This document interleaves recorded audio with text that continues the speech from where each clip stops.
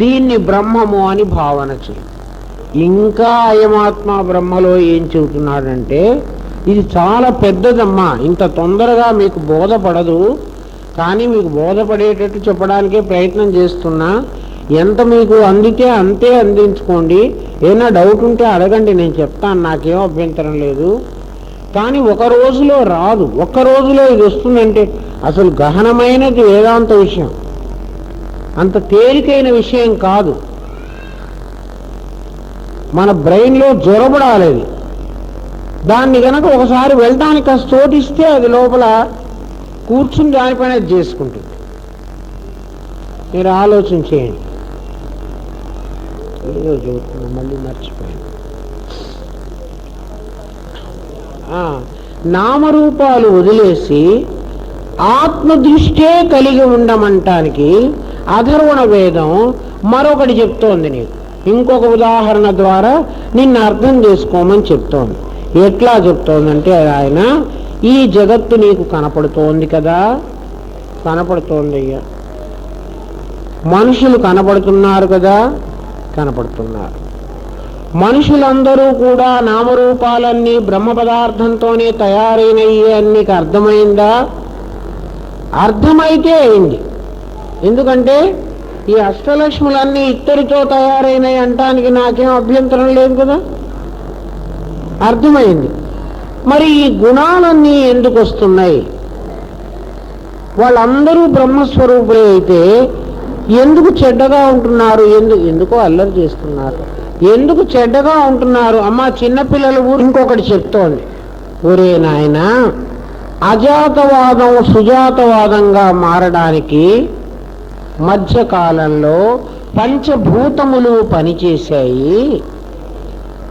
పంచభూతాలు లేకపోతే బ్రహ్మము బ్రహ్మముగానే ఉండేవాడు, జగత్తుగా మారేవాడు. మారాడని అనకూడదమ్మా. ఇప్పుడు మనం మారాడు అని, ఇందాక బంగారం ఆభరణాలు ఉదాహరణ కొంతవరకే కరెక్ట్, కానీ పూర్తిగా రైటు కాదు. అట్లా పరమాత్మ మారలే. తాడెప్పుడూ పాము కాలేడు, తాడు పాముగా మారింది. మళ్ళీ ఇందాక బంగారం ఆభరణాలైన ఆభరణం మళ్ళీ బంగారం అయిందన్నామే, ఆ ఉదాహరణ జగత్తు బ్రహ్మము అంటం కోసం మాత్రమే అర్థం చేసుకోవాలి. నిజంగానే పరమాత్మ ఇట్లా అయినాడు అని అర్థం చేసుకోవకండి. దీంట్లో చాలా కష్టం. ఒకదానికి ఒకటి అర్థం చేసుకున్నామంటే పరమాత్మ ఇట్లా అయినాడు అని కాదు. తాడెప్పుడూ కూడా పాము కాలేదు, తాడు మీద పాము వచ్చింది, దాన్ని ఆరోపితము అంటారు. జగత్తు ఆరోపితమే కానీ అధ్యారోపవాదం అని మరో వాదం చెప్తాడు. దానికోసం జగత్తు ఆరోపితమే కానీ జగత్తు సత్యం కాదు, దానికోసం వివర్తం అన్నాడు. నాయనా, నీ భ్రమ వల్ల, నీ భ్రాంతి వల్ల నీకు ఉన్న పరమాత్మ ఉన్నట్టుగా కనపడకుండా జగత్తుగా గోచరిస్తున్నాడంటే దృష్టి లోపం ఉందిరా, నీకు చూడటం చేత కాలేదు. మంచి కళ్ళద్దాలు పెట్టుకో. ఒక్కొక్కడికి కంటి దోషం ఉన్నప్పుడు చంద్రుడు రెండుగా కనపడతాడు. మనకే చూడండి, కళ్ళల్లో డ్రాప్స్ వేస్తారనుకోండి, వాడేదో టెస్ట్ చేయడానికి డ్రాప్స్ వేసుకుని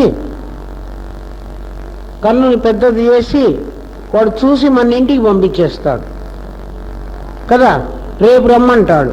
ఈ మధ్య రాత్రికి చంద్రుడు వచ్చాడు అనుకోండి, ఒకసారి చూడండి, లైట్ని చూడండి, ఎట్లా కనబడతాయి. మరి రెండుగా కనపడుతున్నాయంటే లైట్లు రెండైనయ్యా, చంద్రులు ఇద్దరు వచ్చారా? నీ దృష్టి లోపం. నీ దృష్టి లోపం వల్ల నీకు ఈ జగత్తు కనపడుతోందిరా నాయన. ఇది బ్రహ్మమేను, జగత్తు కాదు. నీకు వివర్తం అంటాడు. అధ్యారోపవాదంలో ఇది వివర్తమైంది. ఎట్లా వివర్తమైంది? రైలు పోతూ ఉంటే, రైలు పోతుందంటే నువ్వు పోతున్నావు రైల్లో కూర్చుని, చెట్లు పరిగెత్తుతున్నట్టు కనపడుతున్నాయి, రోడ్డు పరిగెత్తుతోంది కదా. అట్లాగే ఈ రోడ్డు ఎక్కడ పోతుంది అని మనం అడుగుతాం. అసలు రోడ్డు ఎట్లా పోతుంది? మనమే పోవాలి రోడ్డు వెంట, రోడ్డు పోదు. వ్యవహారంలో ఇటువంటి మాటలు దొరికినాయి కానీ నాయన దాని దీనికి మళ్ళీ జహల్ లక్షణ తీసుకోవాలి. ఈ రోడ్డు పోదు, రోడ్డును వదిలేయాలి. మీకు ఆ పదాలు తెలియదు, జహల్ లక్షణ, అజహల్ లక్షణ, జహల్ లక్షణ తెలియదు. అందుకని రోడ్డు పోతుంది అంటే రోడ్డు పోతుంది, రోడ్డు ఎటా పోతుంది తప్పు అంటారు. జహల్ లక్షణ ద్వారా అది కరెక్టే, అందులో కొంత వదిలేసి కొంత అర్థం చేసుకో. రోడ్డు పోదురా నాయన, ఈ రోడ్డు మీద పడితే నువ్వు పోతావు ఎక్కడికో, ఈ రోడ్డు మీద నడిచిపోతే నువ్వు ఎక్కడికో చేరుకుంటావు. అట్లా అధర్వణ వేదం అయమాత్మ బ్రహ్మ చెప్తూ జగత్తు యొక్క మిథ్యాత్వాన్ని నిరూపించడానికి ఇది వివర్తమైంది, యథార్థంగా ఈ జగత్తు లేదు, ఇది నీ చేత సృష్టించబడింది, నీ దృష్టి సరిగా ఉండకపోబట్టి నీకు అలా కనపడుతున్నది, ఉన్నది బ్రహ్మ పదార్థమేను, ఆ బ్రహ్మ పదార్థము పంచభూతాల కలయిక వల్ల నీకు జగత్తుగా గోచరించింది, ఇందులో పంచభూతాలు ఉన్నాయి, నీకు చూపిస్తాను చూడమన్నాడు. ఇందులో పరమాత్మ యొక్క లక్షణం ఈ బిందె ఉన్నది అన్నా నేను. ఎవరికన్నా అభ్యంతరమా? ఎవరన్నా బిందె లేదు అనగలరా? ఎందుకని? బిందె ఉంది ఉంది అని మీరు ఎట్లా చెప్తున్నారు? మాకు కనిపిస్తున్నది. బిందె ఉన్నది, బిందె కనిపించింది. బిందెలో ఇన్ని నీళ్లు పోసుకుని హాయిగా దాచిపెట్టుకోవచ్చు మంచినీళ్ళు. అంటే బిందె ఉపయోగపడుతుంది. ఏదైనా సరే, మైక్ ఉన్నది, మైక్ కనిపించింది, మైక్ నా వాయిస్ను పెద్దగా మీకు వినిపిస్తుంది, అవునా? జంపగానా ఉంది, కనిపించింది, మనం పరుచుకుని కూర్చోడానికి ఉపయోగపడుతోంది.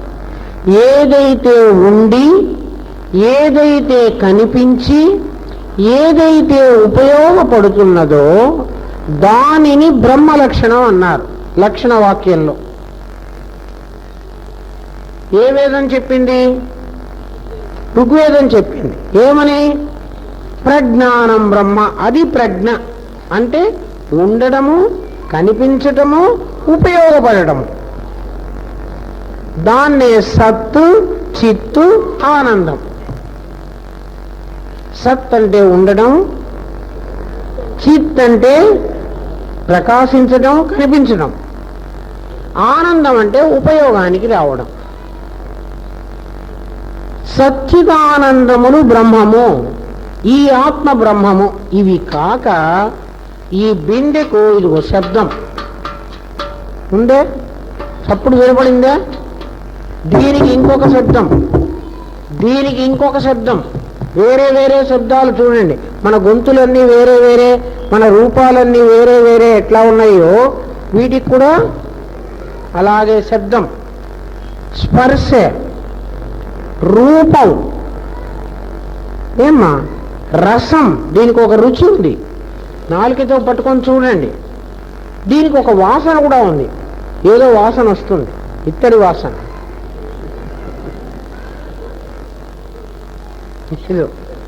శబ్ద స్పర్శ రూప రస గంధాలనేటువంటి 5 లక్షణాలు కలిగిన పంచభూతాలు ఉన్నాయి. ఈ పంచభూతాలు ఇందులోకి ఎట్లా వచ్చినాయి అంటే, ఈ 5 భూతాలు ఇందులోకి ఎట్లా వచ్చాయంటే, ఈ ఇత్తడి బిందెను కరగబెట్టాడు వాడు. ముందు ఇత్తడిని కరగబెట్టాడు, దాన్ని ద్రవరూపంగా మార్చాడు, దాన్ని గాలిగా చేసి ఆరబెట్టుకున్నాడు, దాన్ని ఏదో పెట్టి ఆ రేకునంతా కొట్టాడు, వంచాడు, దాన్ని నానాక భ్రష్టం పట్టించి మొత్తానికి బిందె తయారు చేశాడు. వీడు కాలబెట్టకుండా, గాలి లేకుండా, పంచభూతాలు లేకుండా ఈ బిందెను తయారు చేయటానికి వీల్లేదు. వాడు ఆ పనులు చేసినప్పుడు దీంట్లోకి దాని గుణాలన్నీ వచ్చి చేరినాయి. పంచభూతాల యొక్క గుణాలు, శబ్దస్పర్శ రూపరస గంధాలు వచ్చి చేరినాయి. శబ్దస్పర్శ రూపరస గంధాలు, సత్తు చిత్తు ఆనందములు. ఇందులో ఎన్నున్నాయి? 5, ఈ 3, 8 ఉన్నాయి. 8 ఉన్నాయా లేవా? ఉన్నాయి. ఇది కాక దీని పేరు బిందె. దీనికి బిందె అనేటప్పటికీ మీకు వెంటనే మనస్సులో ఒక రూపం. మొత్తం 10. 10లో 1 నేను, 0 ఇంకా మిగిలింది. ఈ ఆత్మ బ్రహ్మము. ఆ 1 ఏదైతే ఉందో అది బ్రహ్మం అయ్యా, మిగతాది బ్రహ్మము కాదు. ఆ 1 ఏది? ఈ బిందె లేకుండా పోతుందనుకో, ఉండడం బ్రహ్మము. ఇది లేదనుకో ఇంకక్కడ ఏం చెప్పడానికి లేదు. కాబట్టి ఉండడం ఏదైతే ఉందో పంచభూత కార్యాన్ని తొలగించి, నామరూపాలు తొలగించి, ఉనికి ఉంది అంటే ఎప్పుడు కూడా సత్తు ఉన్నది అంటే అది చిత్తుతో కలిసే ఉంటుంది. ఏదైతే సచ్చిత్తులైందో అది ఆనందం తప్పకుండా వ్యక్తం కావాలి. ఇవన్నీ 10 ఉన్నాయి అనుకోవడం సుజాతవాదం, 1 ఉందనుకోవడం అజాతవాదం. ఇప్పుడు అర్థమైందా? అర్థం కాని సంగతి ఏమిటో ఎవరన్నా ఒక్కళ్ళిద్దరు కొంచెం చెప్పండి, మిగిలింది నేను చెప్తాను. చాలామంది అర్థం కాలేదని అనుకుంటున్నారు. ఏమిటి అర్థం కాలేదో కొంచెం చెప్పండి, నేను చెప్తాను. ఎవరేం చెప్పరా? ఏమ్మా, అసలు ఏమీ అర్థం కాలేదా? చెప్పండరా కొంచెం.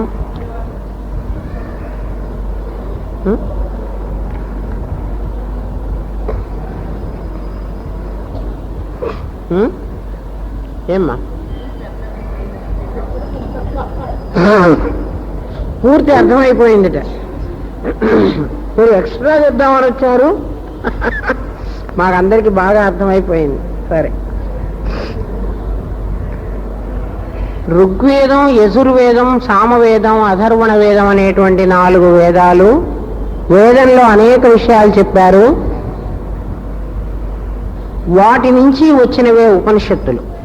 అంటే వేదంలో చెప్పబడినటువంటి వాటిని ఆరణ్యకాలని, బ్రాహ్మణమని అట్లా రకరకాల పేర్లు ఉంటాయి. అంటే ఒక్కొక్క చాప్టర్ ఒక్కొక్కటి అని అనుకోండి. వాటిల్లో ఉపనిషత్తులు కూడా వేదములో చివరి భాగం. అంటే అంతా చెప్పేసి చివర్లో ఉపనిషత్తులు అనేటువంటి వాటిల్లో పరబ్రహ్మతత్వాన్ని నిరూపణ చేయటానికి శాస్త్రం ప్రయత్నం చేసింది. దాంట్లో భగవంతుడి లక్షణం చెప్తూ ఋగ్వేదం పరమాత్మ అంటే ఇది అని భగవంతుడి లక్షణాన్ని చెప్తూ ప్రజ్ఞానం బ్రహ్మ అనేటువంటి లక్షణ వాక్యం చెప్పింది. అది మీకు అందరికీ కూడా అర్థమైంది. రెండవది యజుర్వేదం. యజుర్వేద అంతర్గతమైంది అహం బ్రహ్మాస్మి అనేది. కిందటిసారి నేను ఒక పొరపాటుగా యజుర్వేదంలో నుంచి తత్వమసి అని చెప్పాను. క్యాసెట్ వింటే అర్థమైంది. యజుర్వేదాంతర్గతం అహం బ్రహ్మాస్మి. అహం బ్రహ్మాస్మి అనేది అనుభవ వాక్యం. కానీ నీకు తత్వమసి మహావాక్యం ప్రబోధం చెయ్యకపోతే అహం బ్రహ్మాస్మి అనుభవం కాదు. అంటే మూడవదైనటువంటి సామవేదంలో తత్వమసి అనేటువంటి మహావాక్యం ప్రబోధం చేయబడుతుంది. ప్రబోధం చేసిన తర్వాత కదా అనుభవం అయ్యేది. లేకపోతే ప్రబోధమే లేకుండా గురువు తత్వమసి అని చెప్పకుండా అహం బ్రహ్మాస్మి అని ఎట్లా తెలుస్తుంది? తెలియదు కదా. అందుకని ఇది ముందు చెప్పేది తర్వాత చెప్పడంలో వేదం పొరపాటు జరిగింది కిందటిసారి చెప్పిన క్లాసులో. నాలుగవది అయమాత్మ బ్రహ్మ. ఈ ఆత్మ బ్రహ్మము అని నిర్దేశిస్తోంది. ఇది సాక్షాత్కార వాక్యం. ఈ ఆత్మ అని అన్నప్పుడు ఏ ఆత్మ అయితే ప్రజ్ఞాస్వరూపంగా ఉంటోందో అది బ్రహ్మము. ఈ అయమాత్మ బ్రహ్మ తెలియాలి అని అనుకుంటే ముందు సృష్టి తెలియాలి. ఈ కనిపిస్తూ ఉన్నటువంటి జగత్తంతా బ్రహ్మమే అని తెలియాలి. ఈ జగత్తులో ఒక భాగం బ్రహ్మము, ఇంకో భాగం బ్రహ్మము కాదు అని. నీకు ఇప్పటి వరకు తెలిసిన వాటిల్లో అహం బ్రహ్మాస్మి అన్నప్పుడు నేను అనే ఒకనున్నాను, వాణ్ణి బ్రహ్మముని అని చెప్తున్నాం. నేను బ్రహ్మను, అహం బ్రహ్మాస్మి అన్న దాంట్లో రెండున్నాయి. కనిపిస్తూ ఉన్నటువంటి దేహాన్ని నేను కాదని, కనపడకుండా లోపల ఉన్నటువంటి ఆత్మను నేను అని, ఇది కాదు అది నేను అంటుంటే రెండు కనపడుతున్నాయి కదా కదా. చీకటి వెలుగులు అనేవి రెండు ఉన్నప్పుడు ఆ చీకటి కాదు ఈ వెలుతురు అని చెప్పాలి. అట్లా కనిపిస్తూ ఉన్నటువంటి శరీరం ఉన్నప్పుడు ఇది కాదు అది నేను అని చెప్పాలి. అట్లాగే తత్వమసి అనేటువంటి మహావాక్యం చెప్పినప్పుడు త్వం అనేటువంటి వాడొకడు, తత్ అనేటువంటి వాడొకడు, ఇద్దరు ఉండాలి. వాడు వీడైనవాడు అని చెప్తున్నాడు. ఆ తత్తే ఈ త్వం అయినది, లేక ఈ త్వమ్మే ఆ తత్ అయినది. కానీ రెండు ఉండాలి. నిజంగా భగవంతుడు ఎవడు అంటే ద్వంద్వ అతీతుడు. మూడవ మహావాక్యంలో ఈ తత్తు త్వము అని కనిపించేటువంటి ఈ రెండు పదార్థాలలో ఉండే ప్రజ్ఞ మాత్రమే బ్రహ్మము, కనిపిస్తూ ఉన్నటువంటి శరీరాలు బ్రహ్మము కాదు అని చెప్పేశాడు. సచ్చిదానంద స్వరూపమైనటువంటి ఆత్మ మాత్రమే బ్రహ్మము, ఆత్మ కాకుండా ఉన్నటువంటి ఆత్మేతర పదార్థం కనపడుతున్నది, ఇది బ్రహ్మము కాదు అది బ్రహ్మము అన్నాడు. ఇక నాలుగో మహావాక్యం దగ్గరకు వచ్చినప్పుడు ఆత్మేతరమైనది మరేమీ లేదు, అది బ్రహ్మమే.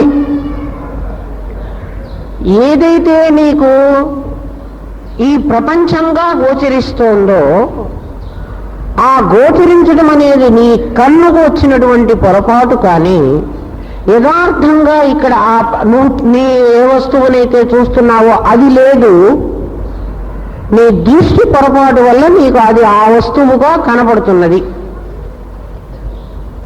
ఇక్కడ మనం అమ్మవారి శాల చూస్తున్నాం. అమ్మవారి శాల అని చూస్తే మన దృష్టి పొరపాట. ఈ అమ్మవారి శాల కాదు ఇదొక ఖాళీ స్థలము అని చూస్తే ఇదొక ఖాళీ స్థలం. ముందు కూడా ఖాళీ స్థలమే, ఇప్పుడు కూడా ఖాళీ స్థలమే.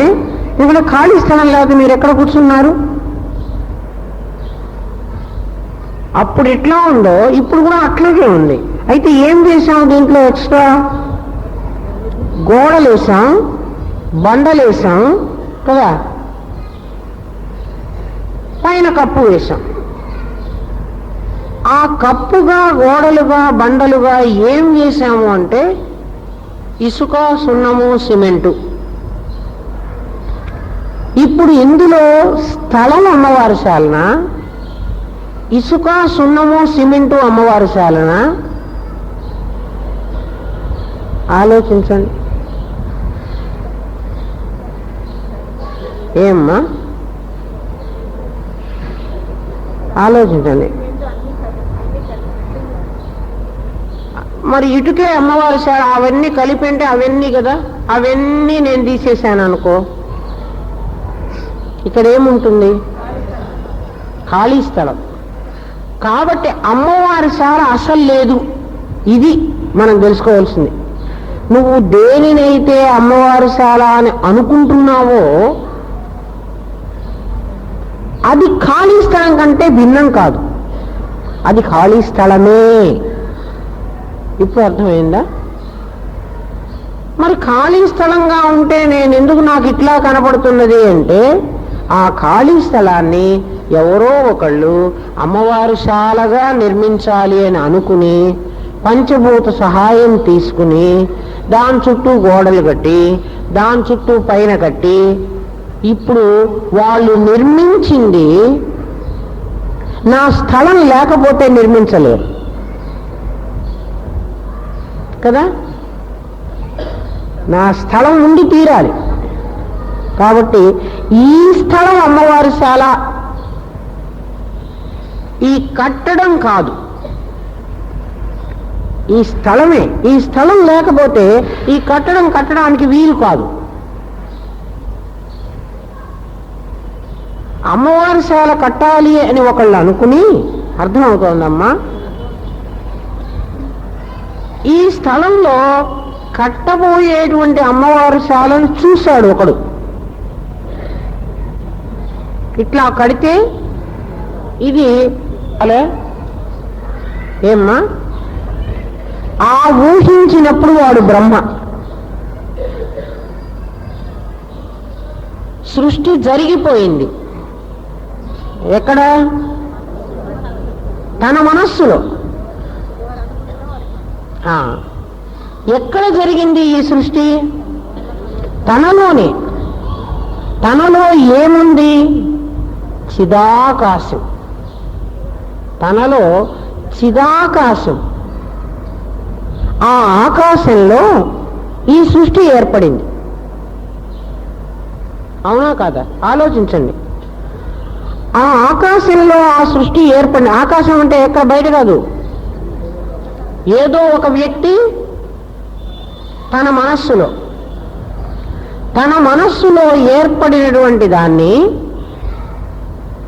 బాహ్య జగత్తులో పెట్టి చూసుకోవాలి అతను కదా.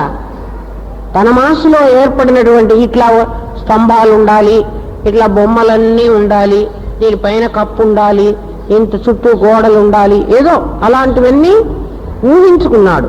ఆ ఊహించుకున్నది ఊహ అనడానికి కూడా వీల్లేదు. అతను నిర్ణయించుకున్నాడు. దాన్ని మనోసృష్టి అనాలి, ఊహ అని కూడా అనకూడదు. మనోసృష్టి, మనస్సులో సృష్టి జరిగింది. మనోసృష్టి జరిగినప్పుడు అతడు బ్రహ్మ. ఎవరు? ఆ కట్టాలి అని ఎవరైతే అనుకున్నారో అంతకు ముందు అతను ఎవరు? ప్రత్యేగాత్మ. ఆ మనోసృష్టి చేసినప్పుడు అతడు బ్రహ్మ. ఏమ్మా, మనకు కనపడుతూ ఉన్నటువంటి కళ్ళకి అతను ఎవరు? ఎవరో ఒక వ్యక్తి. ఎవరో దీని ఫౌండర్ నాకు తెలియదు. మనిషి ఎవరో, నామరూపాలు, ఒక నామరూపాలు కలిగినటువంటి వ్యక్తి. ఆ నామరూపాలు కాదు కదా ఊహించింది. లోపల ఉన్నటువంటి ప్రజ్ఞే మనోసృష్టి చేసింది. ఆ మనోసృష్టి చేసిన దాన్ని ఇక్కడ యథార్థంగా చూపించాలి. అతను తన మనస్సులో ఏమనుకున్నాడో అలాంటి వస్తువుని ఇక్కడ చూపెట్టాలి. తను అనుకున్న దాన్ని ఇక్కడ చూపెట్టాలంటే పంచభూతాల సహాయం తీసుకోవాలి. తను సృష్టించుకున్నటువంటి మనోసృష్టికి ఎవరి సహాయం అక్కర్లేదు. ఇప్పుడు పంచభూత సహాయంతో సృష్టించినటువంటి ఈ జగత్తుకి ఏ సహాయం కావాలి? ఆధారం ఏమిటి? ఈ జగత్తుకు ఆధారం మనోసృష్టి. నా సృష్టి ఆధారం. దేన్ని ఆధారంగా చేసుకుని నేను ఇక్కడ కడతాను? నా ఆలోచననే ఆధారంగా చేసుకుంటున్నాను. నా మనోసృష్టిని ఆధారంగా చేసుకుని పంచభూత సహాయంతో ఇక్కడ కడుతున్నాను. పంచభూతాల్లో ఒక భూతం స్థలం. అర్థమైందా?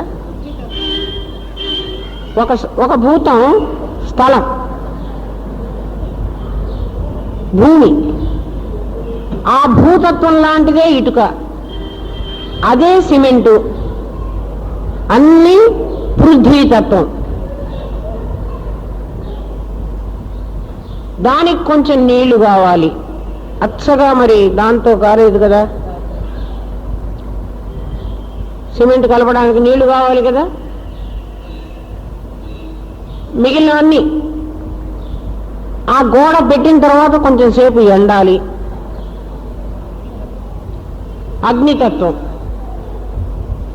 ఆ ఎండిన తర్వాత కొంచెం సేపు ఆరాలి. వాయుతత్వం. ఏమ్మా, వరుసన గోడలు గోడ పక్కన గోడ పక్కన గోడ కట్టుకుంటూ పోతే ఇంక అమ్మవారి శాల ఉండదు, ఖాళీ ఉండాలి. ఎందుకంటే మనం కూర్చోవాలి కదా. ఆకాశం, ఈ 5 భూతాలు ఏవైతే ఉన్నాయో 5 భూతాలతో కదా చేశాం. ఈ 5 భూతాలతో తయారు చేయడానికి నా వంటి ఒక ప్రజ్ఞాస్వరూపుడైన మనిషే కావాలి, కూలీవాడు. ఆ సృష్టి చేస్తున్నటువంటి వాడు బ్రహ్మ, మనో సృష్టి. ఆ ఆధారంగా ఇదంతా కడుతున్నవాడు విష్ణువు.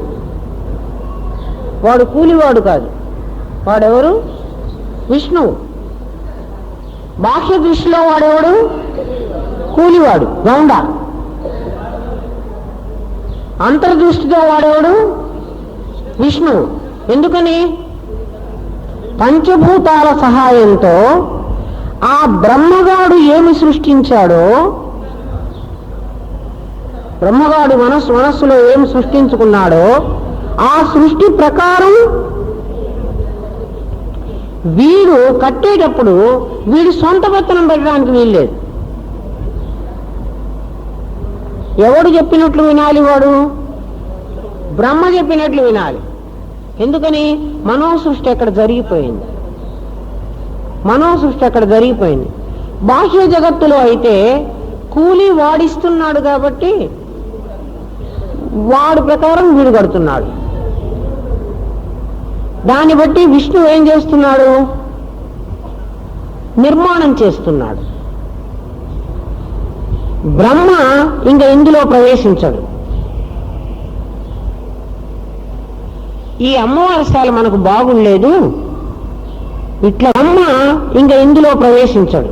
ఈ అమ్మవారి స్థాయి మనకు బాగుండలేదు, ఇట్లా కాదు, దీన్ని 4 అంతస్తులో 6 అంతస్తులో కడదాం అని ఒకడు అనుకున్నాడు. ఇంకొకడు ఎవడో దీన్ని కట్టాలంటే ఇది ఇట్లా కడితే బాగుండలేదబ్బా, ఇంకో 100 ఏళ్ల తర్వాత అనుకోండి, 200 ఏళ్ల తర్వాత ఏదో ఇదంతా కూల్చివేద్దాం. ఇక పుణ్యమాని అమ్మవారు సాలిస్తే మాకు ఇట్టాడి పాఠాలు చెబుతున్నారా అని తిడితే వాళ్ళు కష్టం. ఆలోచించండి. అనుకుంటే వాడు నిమిషంలో మళ్ళీ విష్ణువు సహాయం తీసుకుని కూల్చేస్తాడు. అనుకున్న వాడు కూల్చటల్లా మరొకటి సహాయం తీసుకుంటున్నాడు. ఆ కూలుస్తూ ఉన్నప్పుడు వాడే యముడు. ఈశ్వరుడు సంకల్పం చేశాడు. ఎవరు సహాయం తీసుకున్నాడు? కూల్చడానికి. యమధర్మరావు కూల్చడానికి యమధర్మరావు సాయం తీసుకున్నాడు. ఈ సృష్టినంతా లయం చేయటానికి. అది లయం. ఇప్పుడు సృష్టి అర్థమైందా? ఒక ప్రజ్ఞాస్వరూపుడు తనలో తాను సృష్టించుకుని తన సృష్టి ప్రకారం బాహ్యమైనటువంటి పంచభూతాల సహాయంతో బయట దీన్ని కట్టింది నేనే, దీన్ని ఊహించిన వాణ్ణి నేనే, దీన్ని అనుభవిస్తున్న వాణ్ణి నేనే అని అనుకున్నప్పుడు, దీన్ని కట్టింది నేను అన్నప్పుడు అహం బ్రహ్మాస్మి. ఆలోచించు. నేను ఆ మొట్టమొదటి శరీరం కాకుండా దీన్ని ఊహించింది నేను, దీన్ని కట్టింది నేనే. ఆ కూలి వాళ్ళ దేహాలన్నీ తీసేస్తే తత్వమసి. ఎందుకంటే వాళ్ళలో ఉన్నటువంటి త్వం తత్పదార్థం, నాలో ఉన్న తత్పదార్థం త్వం పదార్థం ఒకటి. దీన్ని కూల్ చేస్తున్న వాణ్ణి నేనే, ఇప్పుడు అనుభవిస్తున్న వాణ్ణి నేనే. దేహాలు తీసేస్తే అంటే అప్పుడు ఊహించిన దేహము తీసేయి, కట్టిన దేహము తీసేయి, కూల్చిన దేహము తీసేయి, అనుభవిస్తున్న దేహము తీసేయి. ఆ ఆత్మ బ్రహ్మము. ఆలోచించు. ఏం నాయన? అప్పుడు సృష్టి ఏమైపోతుంది నీకు? దీన్ని కూల్చి ఇంకో బిల్డింగ్ కడితే దృశ్యం లయమైతుంది. కానీ ఈ దృశ్యాన్ని లయం చేయకుండా నీవు ఆ ఊహించినటువంటి బిల్డింగును ఊహించిన వాడి శరీరాన్ని తీసేసి, కడుతున్న వాడి శరీరాన్ని తీసేసి, కూల్చిన వాడి శరీరాన్ని తీసేసి, ఇప్పుడు అనుభవిస్తున్న నీ శరీరాన్ని తీసేస్తే ఆ ఉన్న ఆత్మ ఏదైతే ఉందో అది బ్రహ్మము. అయం ఆత్మ బ్రహ్మ అంటే ఈ ఆత్మ బ్రహ్మము. అప్పుడు దృశ్యం ఏమవుతుందంటే విలయం అవుతుంది. లయానికి విలయానికి తేడా ఉంది. చూడండి, వేదాంత భాషలో ఈ పదాలు ఇలాగే చెప్తారు. లయం అంటే అమ్మవారి సాల్ని ఈ బిల్డింగ్ని కింద పడేసి ఇంకో 2 బిల్డింగులు పైన లేపుకోవడం. అమ్మా పైకి లేపుకున్నాం, మన ఇష్టం. గాజులు జరగొట్టి గొలుసు చేయించుకున్నాను అంటే గాజులు లయమైపోయి గొలుసు తయారైంది. మీకు అర్థమై ఉంటుంది ఇప్పుడు కదా. చీర చింపేసి లంగా చేసుకున్నాను, చీర చినిగిపోయింది, చీర లయమైంది, లంగా పుట్టింది. సృష్టి లయం అవుతుంది, ప్రళయకాలంలో సృష్టి లయం అవుతుంది, పునః సృష్టి ఆరంభం అవుతుంది, విలయం కాదు. అయమాత్మ బ్రహ్మ నీకు తెలిసినప్పుడు సృష్టి విలయం అవుతుంది. ఎట్లా విలయం అవుతుంది? కట్టిన వాణ్ణి నువ్వు విలయం చేశావు అంటే వాణ్ణి నేనేనన్నావు, ఊహించిన వాణ్ణి విలయం చేశావు, నేనే ఊహించా, ఈ బిల్డింగ్ నేనే ఊహించాను, నేనే కట్టాను, నేనే అనుభవిస్తున్నాను. ఇది కట్టి 100 ఏళ్ళు అయింది, అప్పుడు నువ్వు లేవుగా.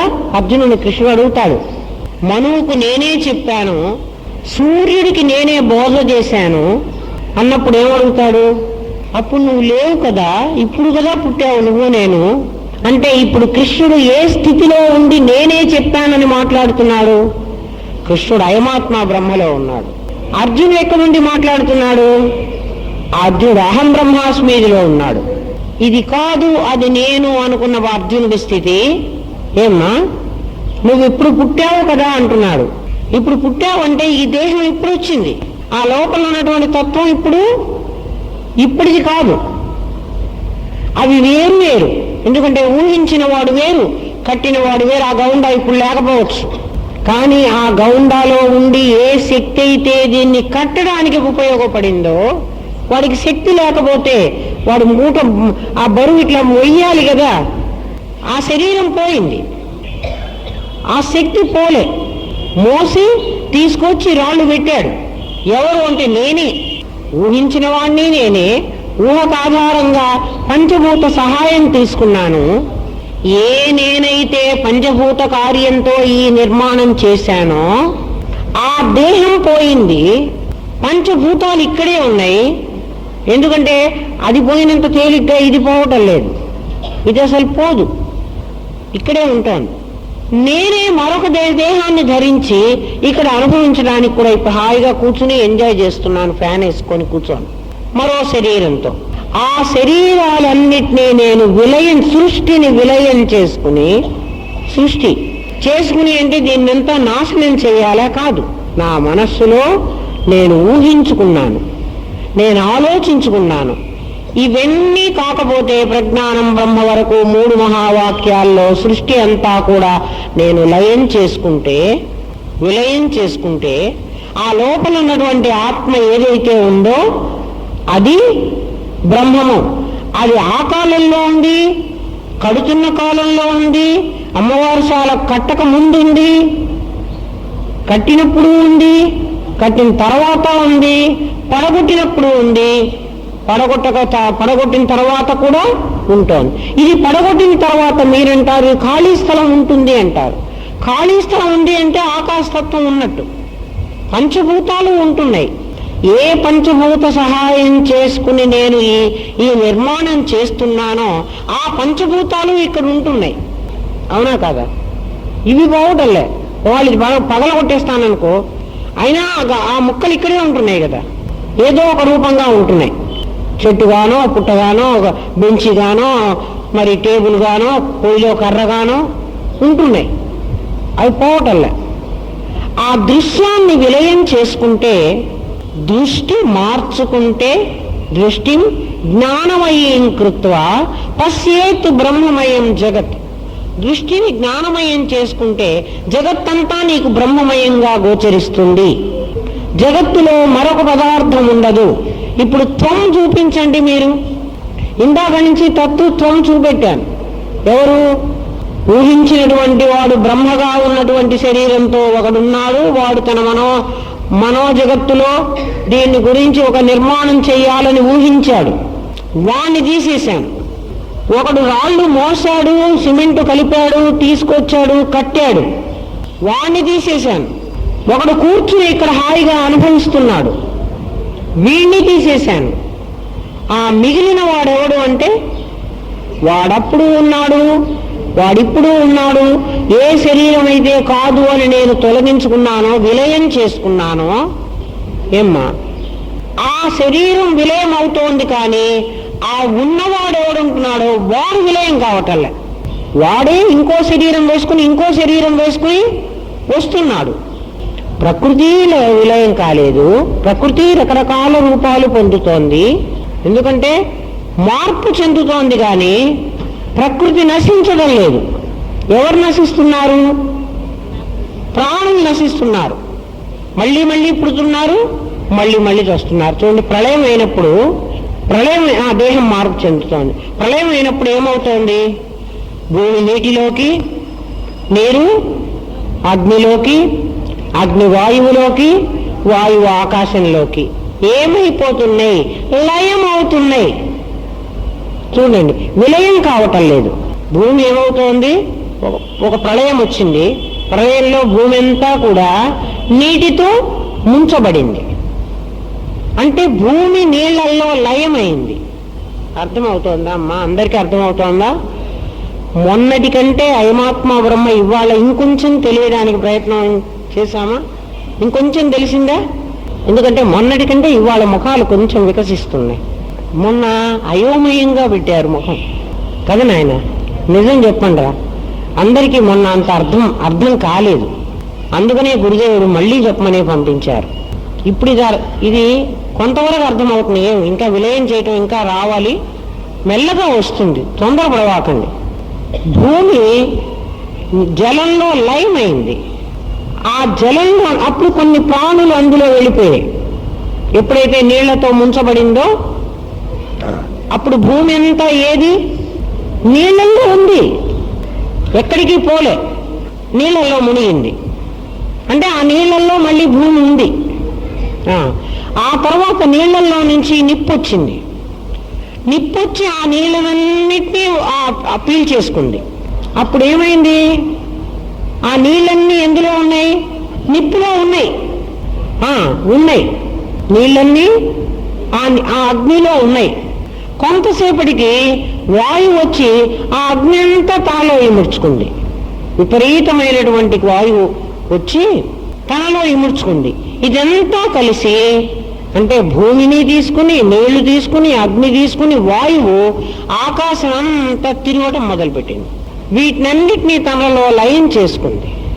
తిరిగి కొన్ని సంవత్సరాలకి, కొన్ని వేల ఏళ్లకి పునః సృష్టి ఆరంభమైంది. ఎట్లా ఆరంభమైంది? ఏవేవైతే తనలోకి తీసుకున్నదో వాటిని వదిలేసింది. మళ్ళీ వదిలినప్పుడు మళ్ళీ దానిలో నుంచి అవి అలాగే వచ్చినాయి. ఇప్పుడు ఒకళ్ళు అడుగుతారు, ఇవన్నీ మీరు చెప్తే కాకమ్మ పిట్టమ్మ కథల్లాగా మమ్మల్ని నమ్మమంటారా? మేము నమ్మాలా? మీరు చెప్తున్నారు కదా. మేము ఎక్స్పీరియన్స్ చేస్తే నమ్ముతాం, లేకపోతే మేము నమ్మం. ఇప్పుడు ఎక్స్పీరియన్స్ చేయిస్తా మీ చేత. కూర్చోండి. మీ లోపల ఖాళీ స్థలం ఉందా లేదా? ఉన్నది. ఆ ఖాళీ స్థలం అంతా వాయువుతో నింపండి. తీసుకోండి, గాలి బాగా తీసుకోండి, వదలండి. మీకెంత వీలైతే అంత గాలి వదలండి.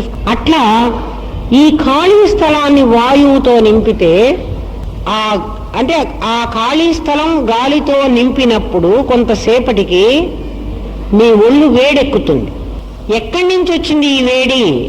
ఎప్పుడైతే ఆ ఆకాశం ఈ వాయువును తీసుకుందో, అంటే ఆకాశం గాలిని తీసుకొని వదులుతోంది, దాని లోపల ఉన్నటువంటి అగ్ని బయటకు వచ్చింది. కొంతసేపటికి వేడెక్కిపోతుంది.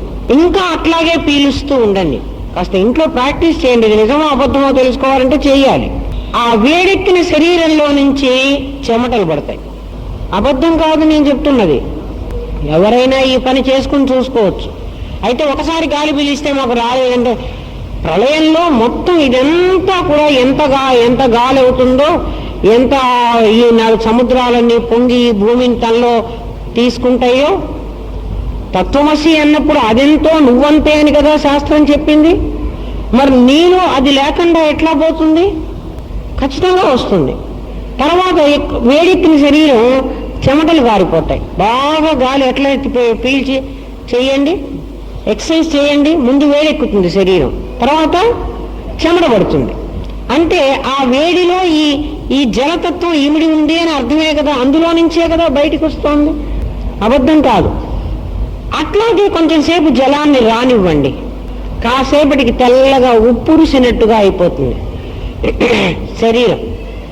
అంటే పంచభూతాలు ఈ రకంగా సృష్టి జరగడము, సృష్టి ప్రళయం కావడము, సృష్టి లయం కావడము. మీకు ఇంతసేపు ఈ పాఠం చెప్పాను కానీ మా గురుదేవుడు మాకేం చెప్పారో తెలుసునా? 5 భూతాలు ఇదిగో జగత్తులోకి వచ్చేసినాయి, మళ్ళీ లోపలికి పోయినాయి, మళ్ళీ బయటికి వచ్చినాయి, మళ్ళీ లోపలికి పోయినాయి. ఒక పరి జగములు వెలినిడి, ఒక పరి లోపలికి కొనుచు, ఉభయము తానై, 2 తానే. సకలార్థ సాక్షి, సకల అర్థములకు సాక్షిగా ఎవరైతే ఉంటున్నారో ఈ ఆత్మ బ్రహ్మము. అంతే మాకు చెప్పారు, మాకు అర్థమైపోయింది. ఇంతే చెప్పారు, అబద్ధం కాదమ్మా, నేను సత్యం చెప్తున్నాను. గురుదేవుడు మాకు చెప్పినప్పుడు ఒక పరి జగం, 5 భూతాలు ఉన్నాయి చూడండి చేతికి. ఒక పరి జగములు వెలినిడి, ఒక పరి లోపలికి కొనుచు. జగములు వెలినిడి అని ఈ 5 భూతాలు ఇట్లా వదిలేప్పటికీ చేతిలో రేఖలన్నీ కనపడుతున్నాయి. ఒక పరి లోపలికి కొనుచు. మనం అంటున్నాం ఇది లోపలికి తీసుకోలే, బయటికి పెట్టలేదు. చూడు చేతులు ముడుచుకుంటు, ఇందులో ఏం తీసుకోలే, ఏం వదలలే, ఇంతే. ఇది మూసుకున్నది, సృష్టి ఇప్పుడు లయమైపోయింది, ఇదిగో పునః సృష్టి ఆరంభమైంది. అప్పుడు నా చేతిలో గీతలు ఏమైనాయి? అక్కడే ఉన్నాయి. సృష్టి జరిగినప్పుడు ఉన్నాయి, సృష్టి లయమైనప్పుడు ఉన్నాయి. సకలార్థ సాక్షియగు అవి అకలంకుని ఆత్మమూరు నర్థిగలంతుందంటాడు గజేంద్రుడు. అంటే గజేంద్రుడు అప్పుడు ఏ స్థితిలో ఉన్నా అంటే అయమాత్మ బ్రహ్మ. ఆలోచించండి, దీన్ని సాక్షాత్కార వాక్యం అంటాడు.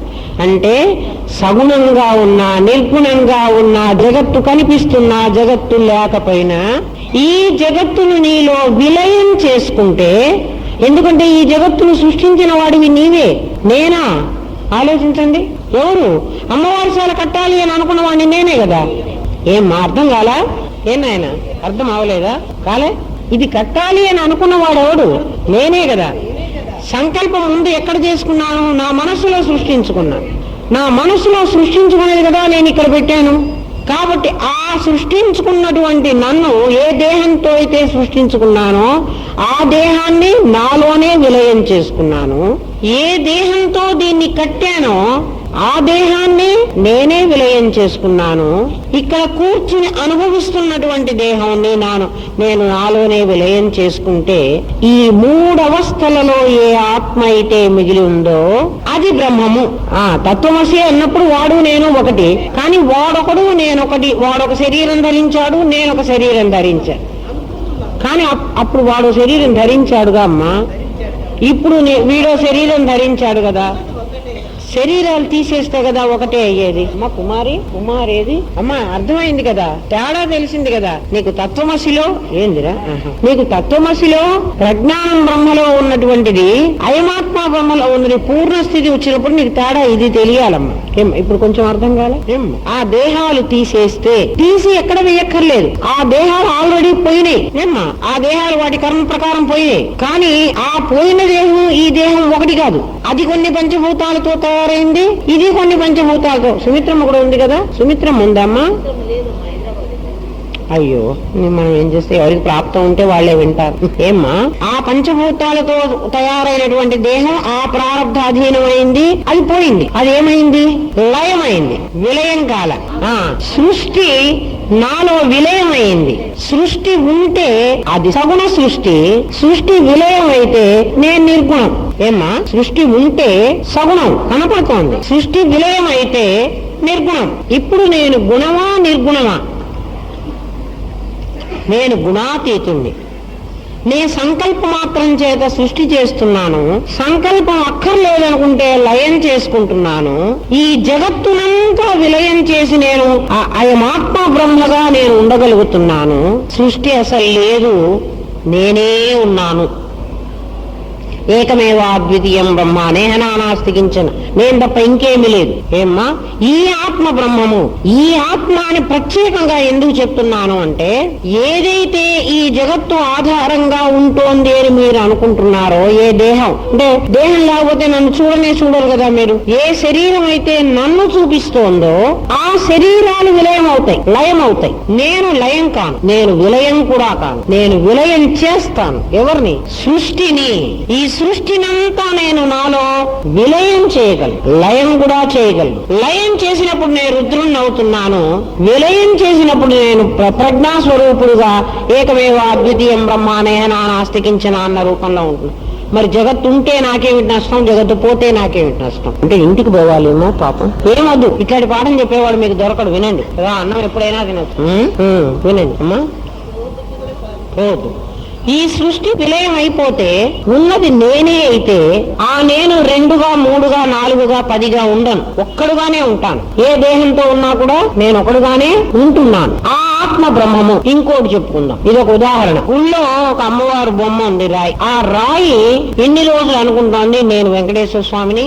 రాయి అనుకుంటోంది నేను దేవుణ్ణి, నేను వీళ్ళందరి కోరికలు తీర్చాలి. రాయి అనుకోవడం ఏమిటమ్మా అంటే, కాసేపు అనుకోండి. మరి అలా రాయి తానే దేవుణ్ణి అనుకుంటోంది. ఓ రాయి, నువ్వు దేవుడివి కాదు, దేవుడి ఆకృతివి. దేవుడి ఆకారం నీకు ఇచ్చారు. దేవుడి ఆకారం ఇవ్వబట్టి నువ్వు గుళ్ళో కూర్చుని దండాలు పెట్టించుకుంటున్నావు. నీతో పాటే ఆ కొండలో నుంచి పగలగొట్టి ఒక రాయిని తీసుకొచ్చాం. ఒక రాయినేమో శిల్పి నీ బొమ్మ చేశాడు, ఒక రాయినేమో గడపలాగా చేశాడు. గడప రాయిని అందరూ తొక్కి వస్తున్నారు, బొమ్మగా తయారైన రాయికి పూజలు చేస్తున్నారు. గడప రాయిని తొక్కడానికి కారణం ఏమిటి, బొమ్మ రాయికి పూజ చేయటం కారణం ఏమిటి చెప్పండి?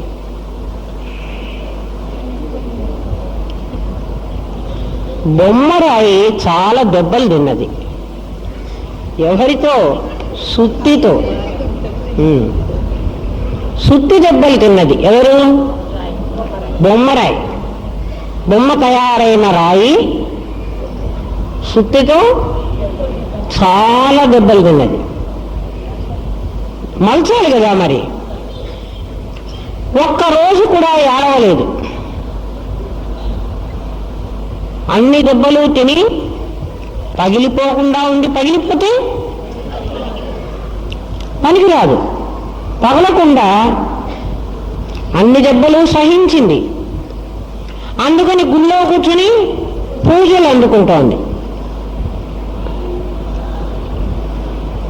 ఒకసారి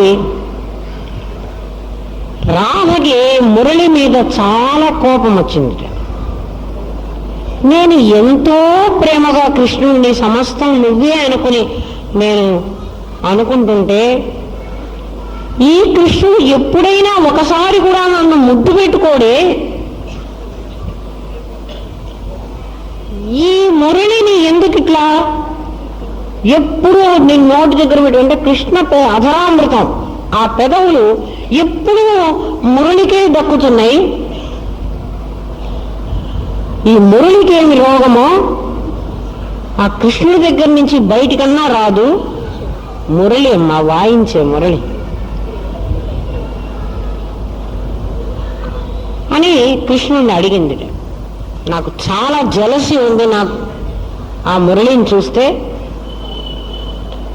రాధాకృష్ణుడు అని ఊరికే చెప్పుకోవడమేను కానీ, లేదు నేను మురళీకృష్ణుడిని కూడా అంటాడు కదా, కానీ నువ్వు నన్ను ప్రేమగా చూడటం లేదు అని ఒకసారి రాధ కృష్ణుడిని అడిగిందిట.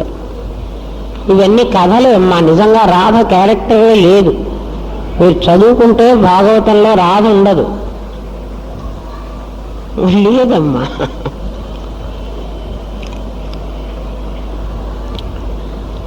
అడిగితే అప్పుడు కృష్ణుడు అన్నట్ట,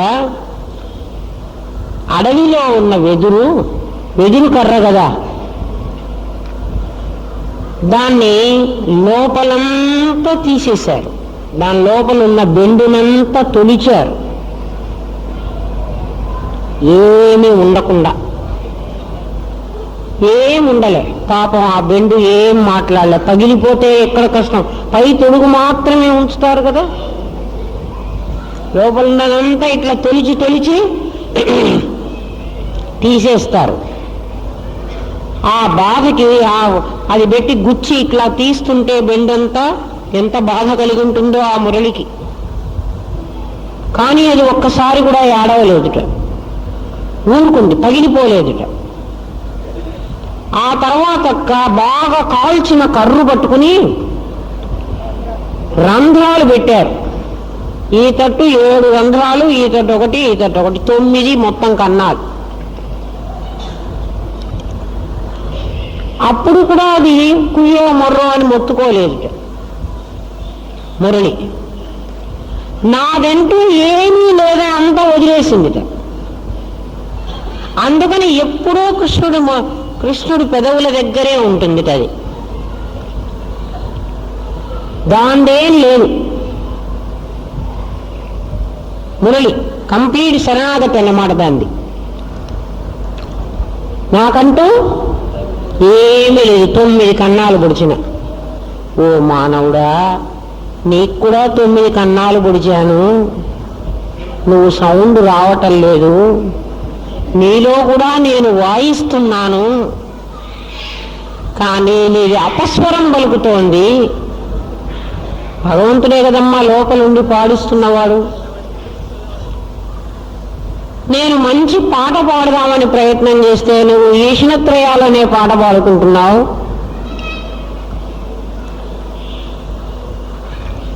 లోపల ఖాళీ చేసి నేను పెడదామంటే నువ్వు ఇంకా ఇంకా వాసనలతో నింపుకుంటున్నావు.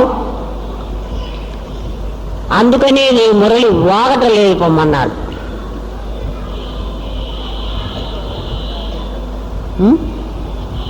నీ మురళి వాగటం లేదు, అందుకే రాధకే ఇచ్చేస్తాడు కృష్ణుడు మురళి. తర్వాత రేపల్లె వదిలేసిన తర్వాత మురళి లేదు ఆయనకి. కృష్ణుడు లాగా గుర్తుగా ఆవిడ పెట్టుకుంది.